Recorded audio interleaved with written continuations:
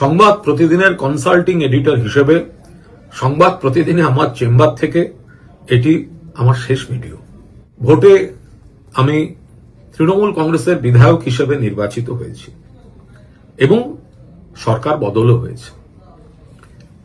ফলাফলের দিন রাতে আমি প্রধান সম্পাদক শ্রী সৃঞ্জয় বোসকে আমার একটি সিদ্ধান্তের কথা জানাই। সেটি হচ্ছে যে যেহেতু এখন নতুন সরকার রাজ্যে চালাবে, সে ভোট বিতর্ক গণনা আমি এসবের মধ্যে ঢুকছি না, এবং আমি কাগজের কনসাল্টিং এডিটর, আমি আরেকটি পার্টির যারা এখন বিরোধী হবে তাদের বিধায়ক হিসাবে আমি নির্বাচিত। ফলে এটা একটা অভ্যন্তরীণ সংঘাতমূলক জায়গা।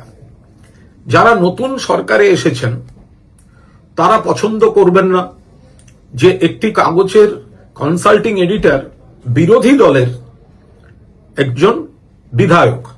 আবার যে কাগজটা খবর ইত্যাদি এখন সরকার সিদ্ধান্ত এখন যেটা করতে হবে সেটা আবার আমি একজন সম্পাদক হিসেবে বিরোধী বিধায়ক হিসেবে, এই জায়গাটা একটা একটা একটা একটু সংঘাতমূলক বিষয়।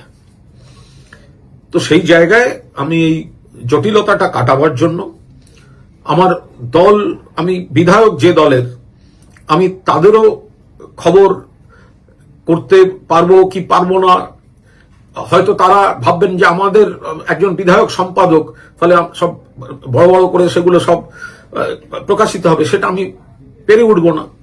ফলে আমি এই দায়িত্ব থেকে, অর্থাৎ এই কনসাল্টিং এডিটর দায়িত্ব থেকে আমি অব্যাহতি নেব। আমি সেদিনকে জানাই যে আমি এখানে যেদিন আমার শপথ হবে বিধায়ক হিসেবে, তার আগে আমি এই দায়িত্ব থেকে অব্যাহতি আমি নিয়ে নেব।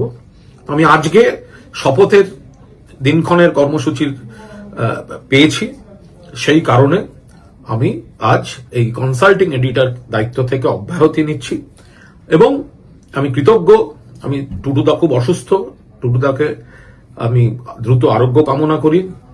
সৃঞ্জয় বোস বা যারা আমাকে এই আবার প্রতিদিনে আসতে খুব সহযোগিতা করেছিলেন, সৌমিক বোস, দেবাশিস দত্ত এবং অবশ্যই সৃঞ্জয় বোস, পরবর্তীকালে অরিঞ্জয় বোস, আমি বোস পরিবারের কাছে আমার কৃতজ্ঞতা জানালাম। এই প্রতিদিনের সঙ্গে আমার 92 সাল থেকে সম্পর্ক, কাগজ বেরোবার আগে থেকে।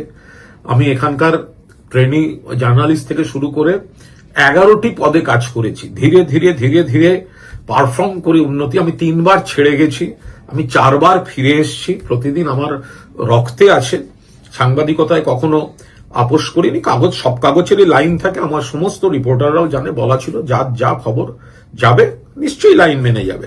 কিন্তু এখন এটা সব কাগজের কোনো ব্যাপার নেই। ফলে এই মুহূর্তে আমি তৃণমূল কংগ্রেসের বিধায়ক, এখন সেই জায়গায় দাঁড়িয়ে আমি এই কাগজের কনসাল্টিং এডিটর।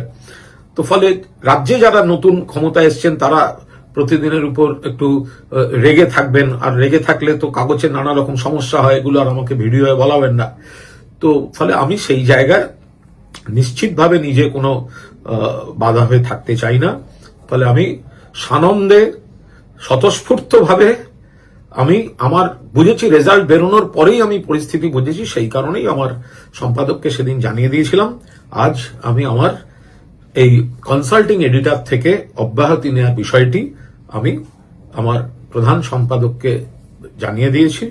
নিশ্চিতভাবে প্রতিদিনের গোটা পরিবার এবং ম্যানেজমেন্ট যে যেখানে জড়িত, আবার পথ চলা সবই থাকবে, আর বাকিটা সময়ের সঙ্গে সঙ্গে দেখা যাবে। শুনুন, আমি এইটুকু বলে রাখি, কনসাল্টিং এডিটর হিসেবে আমি আজ আমার চেম্বার থেকে কনসাল্টিং এডিটর হিসেবে বেলেঘাটা থেকে নির্বাচিত বিধায়ক, তৃণমূল বিধায়ক শেষ ভিডিওটি করল, বাকিটা পরে।